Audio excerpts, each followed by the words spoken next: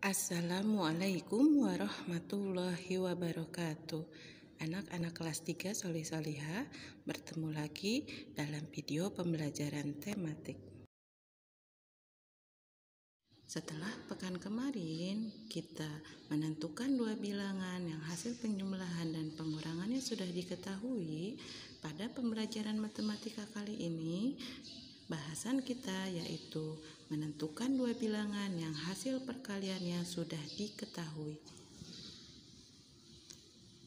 Menentukan dua bilangan yang hasil perkaliannya sudah diketahui, yang harus kita ingat yaitu bahwa perkalian adalah kebalikan dari pembagian.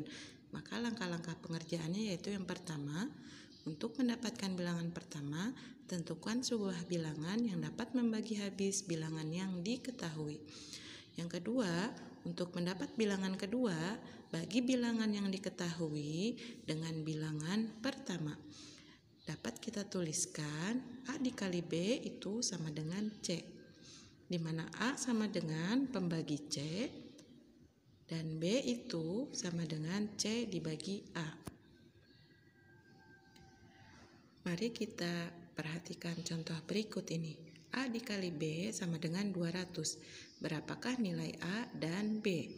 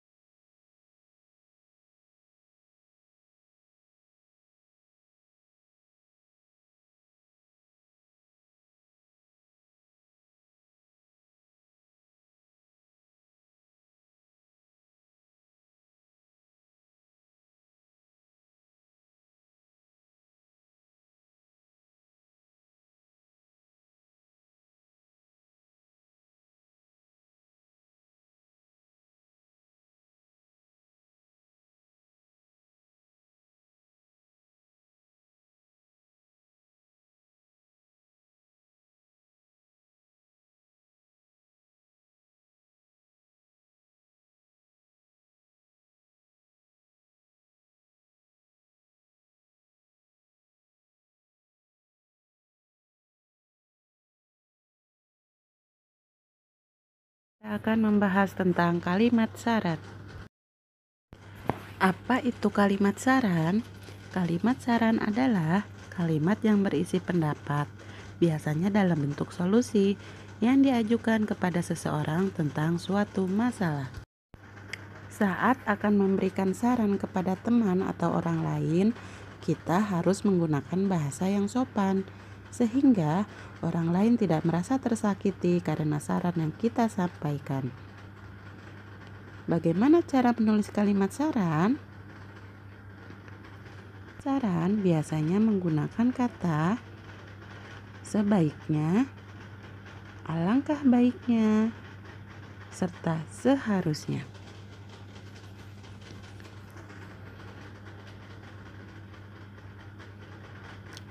Contoh kalimat saran yang pertama, sebaiknya kamu belajar dengan lebih giat lagi agar naik kelas. Yang kedua, seharusnya kamu meminum obat dari dokter dengan rajin agar lekas sembuh.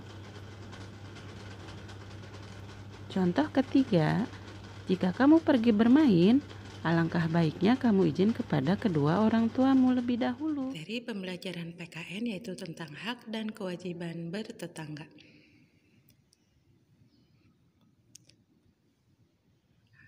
Nah, anak-anak kelas 3 masih ingatkan apa itu hak?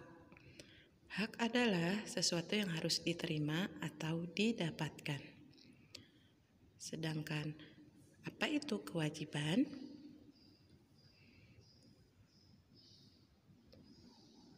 Kewajiban adalah sesuatu yang dilaksanakan dengan tanggung jawab. Nah, kita kali ini akan membahas tentang hak dan kewajiban bertetangga. Apa itu tetangga? Ya, tetangga adalah orang yang tinggal di dekat rumah. Kewajiban dalam bertetangga antara lain menjaga silaturahmi, lalu saling membantu,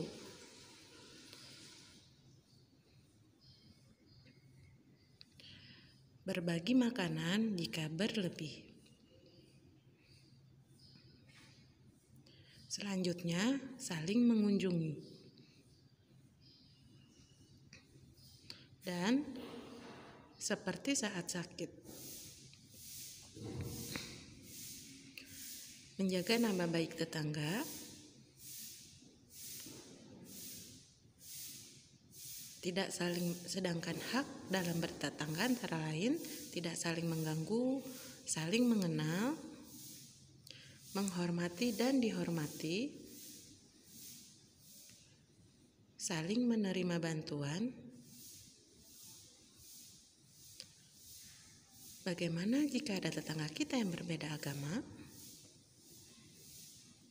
Ya, kita harus tetap saling menghormati walaupun berbeda keyakinan.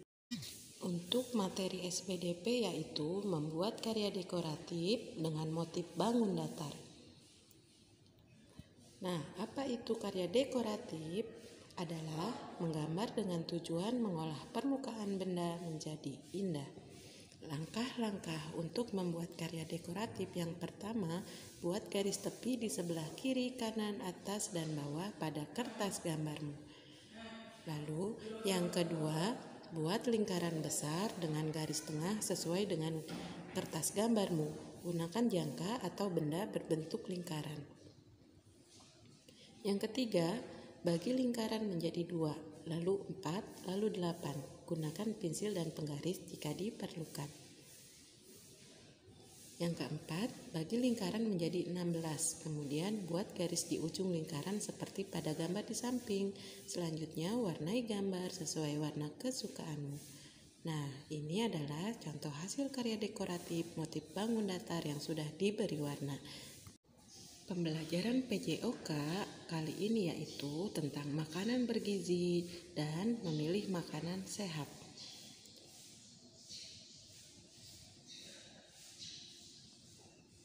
Nah, agar tumbuh sehat dan kuat, maka anak-anak harus makan makanan yang bergizi. Tubuh kita memerlukan gizi. Gizi yang diperlukan oleh tubuh kita terdapat di makanan. Makanan bergizi yaitu makanan yang cukup memiliki kandungan karbohidrat, lemak, protein, vitamin, mineral yang dipadukan secara seimbang sesuai dengan kebutuhan. Yang pertama, makanan bergizi harus mengandung karbohidrat. Karbohidrat ini adalah sumber energi. Terdapat pada nasi, kentang, roti, sagu, gandum, dan lain sebagainya. Selain karbohidrat, makanan bergizi juga mengandung protein. Berfungsi untuk membantu pertumbuhan tubuh, membuat otot kuat, memperbaiki sel tubuh yang rusak. Sumber protein terdapat pada susu, ikan, daging, telur, tahu, tempe, dan lain sebagainya. Nah, selain protein, kandungan yang harus terdapat pada makanan bergizi yaitu lemak. Lemak ini berfungsi sebagai sumber energi cadangan dan melarutkan vitamin. Sumber-sumber lemak terdapat pada keju, minyak, mentega, dan lain sebagainya. Selanjutnya, makanan bergizi harus mengandung vitamin. Jenis vitamin antara lain vitamin A, B, C, D, E, dan vitamin K. Vitamin berfungsi untuk mengatur metabolisme tubuh. Vitamin biasanya terdapat pada sayur dan buah-buahan. Nah, kandungan yang terakhir yang harus terdapat pada makanan bergizi yaitu adalah mineral. Berfungsi untuk membantu proses pertumbuhan dan perkembangan tubuh. Mineral biasanya terdapat pada air. Nah, seperti materi pekan kemarin, kita harus meminum 8 gelas air dalam sehari. Nah, apa saja isi piringku dalam porsi sekali makan? Perhatikan gambar di samping. Makanan yang bergizi untuk satu porsi sekali makan harus terdapat makanan pokok, lauk pauk, sayuran, dan buah-buahan. Semakin beragam jenis makananmu, maka semakin baik. Nah, jadi jangan lupa isi piring makananmu seperti gambar di samping ini.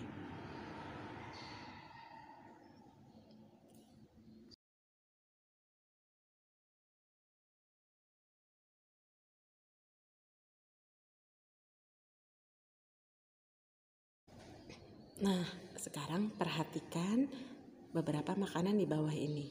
Makanan apa yang sebaiknya kita pilih? Roti tawar, gorengan, manggis, atau kerupuk? Sebaiknya di antara makanan tersebut yang kita pilih adalah makanan yang bergizi, yaitu roti tawar dan manggis. Kenapa? Karena roti tawar terdapat karbohidrat dan vitamin, sedangkan manggis terdapat vitamin. Nah, untuk dua gambar ini manakah makanan yang sehat untukmu? Ya, buah-buahan dan sayur itu lebih sehat dibandingkan dengan makanan seperti permen. Buah-buahan mengandung gizi yang dibutuhkan oleh tubuh. Jadi, jangan lupa beri tubuhmu hanya makanan yang bergizi saja. Selain itu, untuk menjaga agar tubuhmu tetap sehat dan kuat, kalian jangan lupa berolahraga. Nah, demikian materi pembelajaran tema 4, subtema 3 untuk pekan ini. Kita akhiri dengan mengucapkan hamdalah. Alhamdulillahirabbil alamin. Assalamualaikum warahmatullahi wabarakatuh.